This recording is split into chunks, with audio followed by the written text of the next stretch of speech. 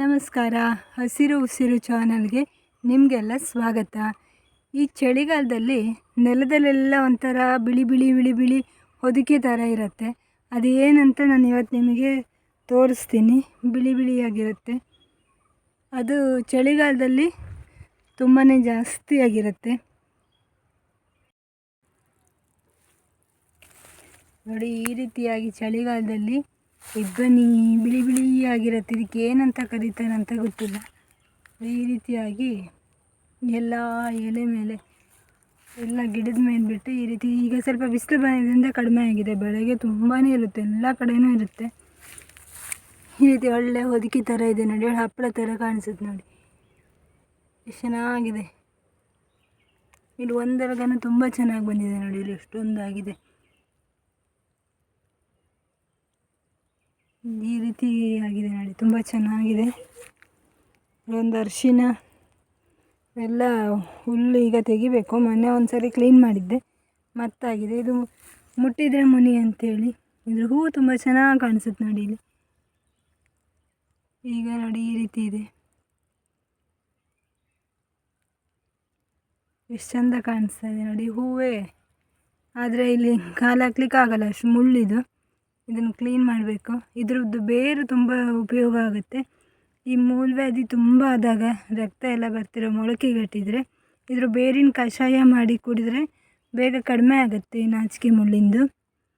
ಈ ರೀತಿ ಮುಟ್ಟಿದರೆ ಮುನ್ಕೊಳುತ್ತೆ ಇದು. ಇಲ್ಲೊಂದು ಚಕ್ತೆ ಕುಡಿ, ಚಕ್ತೆ ಸರಿ ನೋಡಿ. ಇದು ತಂಬಳಿ ಎಲ್ಲ ಮಾಡ್ತಾರೆ, ಇದು ಔಷಧಿ ಇದರದ್ದೇ. ಶುಂಠಿ ಈ ರೀತಿಯಾಗಿದೆ. ಹಾಗೆ ಅಲ್ಲಿ ಅದ್ರ ಪಕ್ಕ ಸಾಂಬಾರು ಬಳ್ಳಿ ಗಿಡ ಇದೆ. ಇಲ್ಲೆರಡು ತುಳಸಿ ಗಿಡ ಹಾಕಿದೆ, ಇದು ಚೆನ್ನಾಗಿ ಬಂದಿದೆ ನೋಡಿ. ಸಾಂಬಾರು ಬಳ್ಳಿ ಎಲ್ಲ ಸ್ವಲ್ಪ ಹಾಳಾಯಿತು ಚಳಿಗೇನು, ತುಂಬ ಚೆನ್ನಾಗಾಗಿತ್ತು ಎಲೆ ಎಲ್ಲ. ಇದ್ರದ್ದು ತಂಬಳಿ ಮಾಡ್ಬೋದು, ಸಾರು ಮಾಡ್ಬೋದು. ಹಾಗೆ ಇದ್ರದ್ದು ನಾನು ಬೋಂಡ ಕೂಡ ಮಾಡಿದ್ದೆ, ತುಂಬ ಚೆನ್ನಾಗಾಗತ್ತೆ. ಇದು ಎಲ್ಲ ರೀತಿಯಲ್ಲೂ ಉಪಯೋಗದ ಗಿಡ. ಒಂದು ಗಿಡ ಹಾಕ್ಕೊಂಡ್ರೆ ಈ ಸಣ್ಣ ಮಕ್ಕಳಿಗೆ ಕೆಮ್ಮು ಶೀತ ಎಲ್ಲ ಆದಾಗ ತುಂಬ ಚಿಕ್ಕ 1 ವರ್ಷದ ಮಗುವಂತೂ ತುಂಬ ಚೆನ್ನಾಗಾಗುತ್ತೆ. ಒಂದು ಎಲೆ ಸಾಕಾಗುತ್ತೆ. ಅದರ ರಸ ತೆಗೆದುಬಿಟ್ಟು ಚೂರು ಜೇನುತುಪ್ಪ ಕಲ್ಲು ಸಕ್ಕರೆ ಹಾಕಿ ಕುಡಿಸಿದ್ರೆ ತುಂಬಾ ಚೆನ್ನಾಗಾಗುತ್ತೆ. ಸ್ವಲ್ಪ ದೊಡ್ಡ ಮಕ್ಕಳಿಗೆ ಒಂದು ಕಾಳು ಮೆಣಸು ಸೇರಿಸಿ ಕುಡಿಸ್ಬೋದು, ಬೇಗ ಗುಣ ಆಗುತ್ತೆ.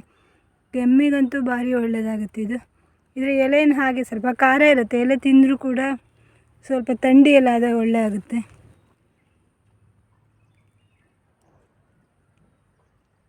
ಇಲ್ಲಿ ಈ ರೀತಿಯಾಗಿ ಇಲ್ಲೂ ನಾಚಿಕೆ ಮುಳ್ಳಿನ ಗಿಡ ಚೆನ್ನಾಗಿ ಕಾಣಿಸುತ್ತೆ ನೋಡಿ.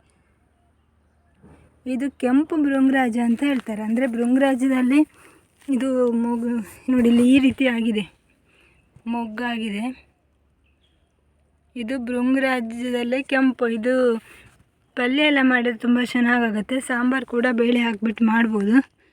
ಇದು ಯಾವುದೇ ರೀತಿ ರುಚಿ ಇರೋದಿಲ್ಲ, ಅಂದರೆ ಗೊತ್ತಾಗಲ್ಲ ಯಾವುದೇ ಸೊಪ್ಪಿನ ಪರಿಮಳ, ಟೇಸ್ಟ್ ಇರೋಲ್ಲ. ಆದರೂ ಆರೋಗ್ಯ ದೃಷ್ಟಿಯಲ್ಲಿ ತುಂಬ ಒಳ್ಳೆಯದಂತ ಹೇಳ್ತಾರೆ ಇದನ್ನ. ಇದು ತುಂಬ ಚೆನ್ನಾಗಿ ಈಸಿಯಾಗಿ ಬೆಳೆಯೋದು. ಎಲ್ಲಿ ಒಂದು ಗಿಡ ನೆಟ್ಟರೂ ಕೂಡ ಆರಾಮಲ್ಲಿ ಆಗಿಬಿಡುತ್ತೆ. ಸ್ವಲ್ಪ ತಂಪು ಬೇಕನ್ಸುತ್ತೆ. ತಂಪಿನ ಪ್ರದೇಶದಲ್ಲಿ ಆರಾಮಾಗಿ ಒಂದು ಸಣ್ಣ ಗಿಡ ನೆಟ್ಟರೆ ಇಡೀ ಅಂಗಳ ತುಂಬ ಇದೇ ಆಗ್ತವೆ. ಈ ರೀತಿಯಾಗಿ ಜಾಗ ಇದ್ದವರಿಗೆ ಅಡ್ಡಿಲ್ಲ, ಇಲ್ಲದವರಿಗೆ ಪಾಟಲ್ಲಿ ಹಾಕ್ಕೊಂಡ್ರೆ ಒಳ್ಳೆಯದು. ಬೆಳಗ್ಗೆ ಈ ರೀತಿಯಾದಂತಹ ತೋರಿಸ್ಲಿಕ್ಕೋಸ್ಕರ ನಾನು ಈ ವಿಡಿಯೋ ಮಾಡಿದ್ದು. ಸುತ್ತಲೂ ಇದೆ ನೋಡಿ. ನೆಕ್ಸ್ಟು ಮುಂದಿನ ವಿಡಿಯೋದಲ್ಲಿ ಇನ್ನೂ ಹಲವಾರು ಪ್ರಕೃತಿ ವಿಸ್ಮಯಗಳನ್ನು ನಿಮಗೆ ತೋರಿಸ್ತಾ ಹೋಗ್ತೀನಿ. ಹಾಗೆ ನಮ್ಮ ಸುತ್ತಲೂ ನಡೆಯುವಂತಹ ಸಣ್ಣ ಸಣ್ಣ ವಿಷಯಗಳು. ಇದು ಹಿಂದಿನವರಿಗೆಲ್ಲ ಇದೇನು ಮಹಾ ಅಂತ ಅನಿಸುತ್ತೆ, ಆದರೆ ಈಗಿನ ಮಕ್ಕಳಿಗಂತೂ ಇದ್ರ ಬಗ್ಗೆ ನಾಲೆಡ್ಜ್ ಇಲ್ಲ. ಎಂತಕ್ಕಂದರೆ ಸಿಟಿಲಿರೋರಿಗೆ ಇದೆಲ್ಲ ಕಾಣಿಸ್ಲಿಕ್ಕೆ ಆಗೋದಿಲ್ಲ. ಸಿಟೀಲಿ ಇದೆಲ್ಲ ನೋಡುವಷ್ಟು ಸಮಯವೂ ಇರೋದಿಲ್ಲ, ಅಲ್ಲಿ ಈ ರೀತಿಯಾಗಿ ಗಮನಿಸಲಿಕ್ಕೂ ಆಗೋದಿಲ್ಲ. ಈ ಹಳ್ಳಿಯ ಪರಿಸರದಲ್ಲಿ ಇಂಥದ್ದೆಲ್ಲ ಸವಿಯೋದೇ ಒಂಥರ ಖುಷಿ. ಇನ್ನು ಮುಂದೆ ಇನ್ನೂ ಹೆಚ್ಚಿನ ವಿಡಿಯೋಗಳಿಗಾಗಿ ನನ್ನ ಚಾನಲನ್ನು ಸಬ್ಸ್ಕ್ರೈಬ್ ಮಾಡಿ. ಧನ್ಯವಾದಗಳು. ಒಂದು ಲೈಕ್ ಕೊಡಿ. ಬಾಯ್.